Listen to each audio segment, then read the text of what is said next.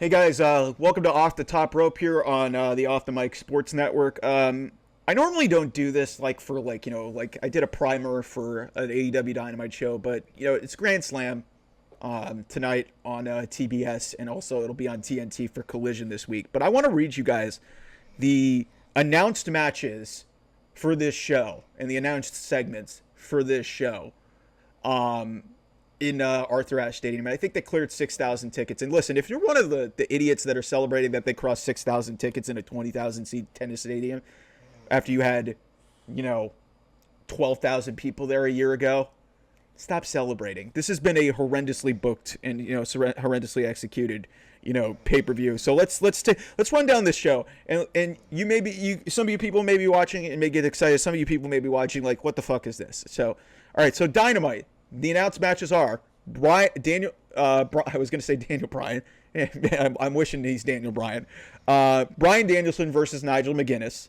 That is if Bryan Danielson is healthy enough to compete. Fuck that. He's going to compete. Darby Allin versus Jon Moxley for the number one contendership. Young Bucks versus Kyle Fletcher and Will Ospreay for the tag team titles. Mariah May versus Yuka Sakazaki for the women's world championship. Hook versus Roderick Strong for the FTW title. And Prince Nana is going to make an appearance, probably do his Nana dance, because that's the people loved him in New York City. So Prince Nana is going to have a promo basically updating the status on his boss, Swerve Strickland, because, hey, Wrestle Dream's in his hometown of Tacoma. Duh. Swerve Strickland's going to be there, even though he's off selling an injury. So that's Dynamite. Then we get to Collision. Lumberjack strap match between Hangman Page and Jeff Jarrett. Believe me, I got some thoughts on that. Continental title eliminator match. Kazuchika Okada versus Sammy Guevara. Got thoughts on that. Jack Perry TNT Open Challenge. What does that add? What does that add other than just throwing a championship match? All this guy has done since he won the TNT championship is show up in his short butts for 5 minutes, beat up some geek, and just leave like a fake tough guy. It's not good. You get a three-way Lucha Libre match with the Beast Mortos, Hologram, and Dralistico, which admittedly will probably be fun for you wrestling sickos, but what reason is there for me, or an average person, to care about this on a Saturday? And then a Tornado Trios match between the Learning Tree. God, thank God Chris Jericho's not on Dynamite, but they're putting him on television. Stop it. Against the Conglomeration, God bless them. Why are we still doing this Orange Cassidy, Chris Jericho stuff? It's dumb. I love Mark Briscoe and Kyle O'Reilly to death, and I like Orange Cassidy, but these two things, it's just they don't work together. And then you got a Saraya Rules match. Saraya back where she made her debut 2 years ago, where she was really over as fuck and everybody cared. She's at her lowest point ever, so they're doing what's called a Saraya Rules match, which is basically no rules for Saraya, all the rules apply for Jamie Hayter. What a dumb concept. What a dumb build that this has been for one of your top female stars who was gone for 15 months. And then there's it's undetermined where this is going to happen. Trios title open challenge for the BCC with Wheeler Yuta, and obviously that storyline playing out. So you have two open challenges across 2 nights of television. I just read you those matches. This is an awful card. This is an awful from just a build perspective, and also just from strictly a match perspective.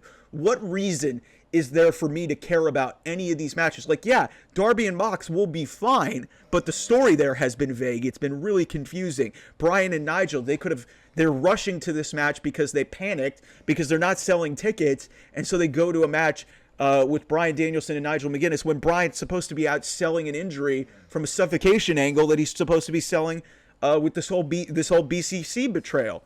You've got the Bucks, and I've seen a million Bucks matches in the last handful of years. This is going to be the exact same thing. A bunch of flips and a bunch of crazy shit against a non-tag team in Kyle Fletcher and Will Ospreay. Meanwhile, Will Ospreay has to turn around the next week and face Ricochet in what was a big money match that they're just throwing away on television. So that doesn't make any sense. Mariah May and Yuka Sakazaki. I know Yuka is like a cult favorite in the wrestling community, but there's no reason for me to care. She's just getting bullied and pushed around.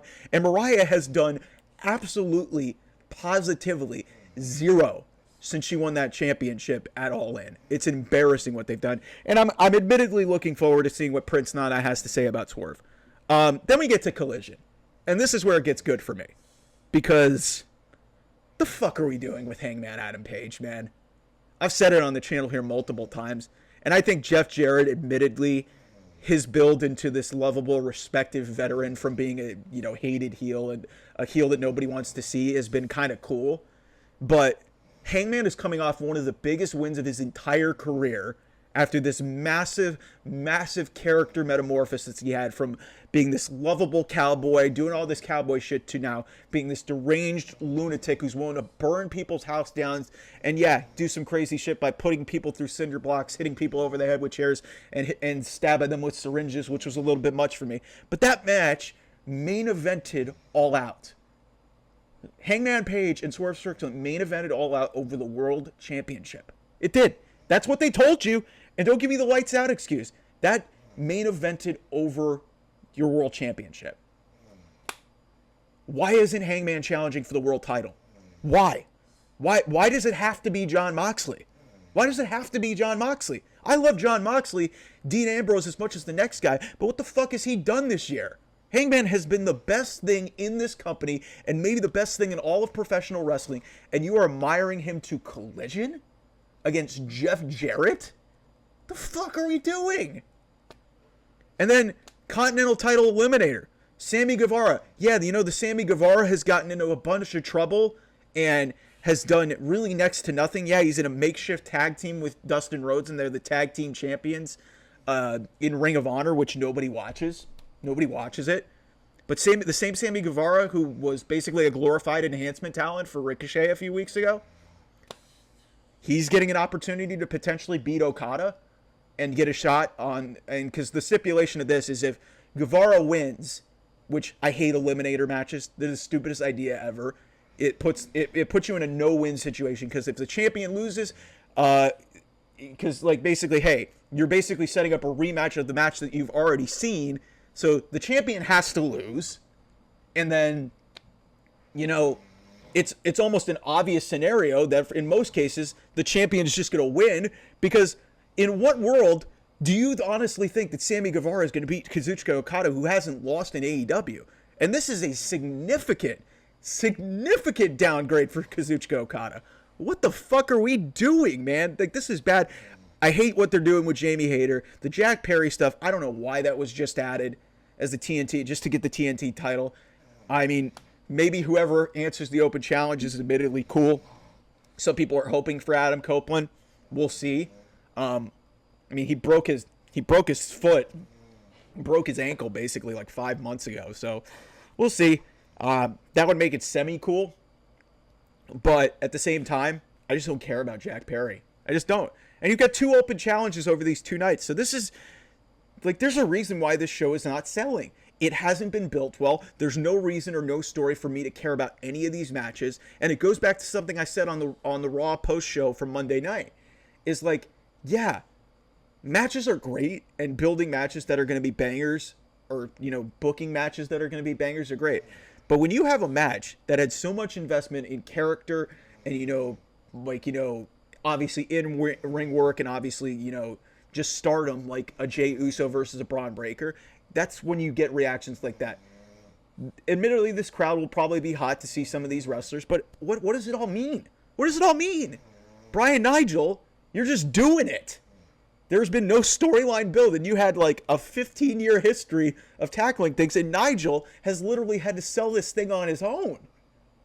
Because they're still playing up that Brian may not be there. He's going to be there, but they're still playing it up, which is stupid. If you're going to do this match, you have to have Bryan Danielson be a part of this build. Like, it's so disconnected and so disjointed, and then your tag team division is just a disaster, because I love Fletcher and I love Ospreay, but like, why? It's just a waste of a spot for a tag team. And the Young Bucks are probably going to retain the titles in that situation. And then Mariah, don't even get me started on Mariah May. I love Hook and I love Roddy. FTW title, what the fuck are we doing? Just doesn't mean anything. You're just defending it. It's kind of just there as a prop. And I'm not trying to disrespect Taz and the lineage that he's passed to it, but it's literally like one of the least most important titles, because they even say AEW doesn't recognize it. So why should I care about the show? I'm going to watch it and I'll have a review for you, but I'm not expecting big things from this show. especially given the creative decisions that they've made in this company the last, I'd say the last year, has really been questionable. So, but we'll see where this all goes. Anyway, like, share, and subscribe. Thanks for watching this edition of Off the Top Rope. We'll have a lot of great wrestling content. Like I said, I will react to Grand Slam. Don't know how much I'll react to Collision unless there's stuff that really pisses me off from Collision, because let's face it, I'll be watching college football. It's also my birthday on Saturday, so like, I'm turning 35 years old. So I'm sorry that I have better things to do than watch your product, Tony Khan. So thanks. All right. Anyway, I'll talk to you guys real soon. Bye-bye.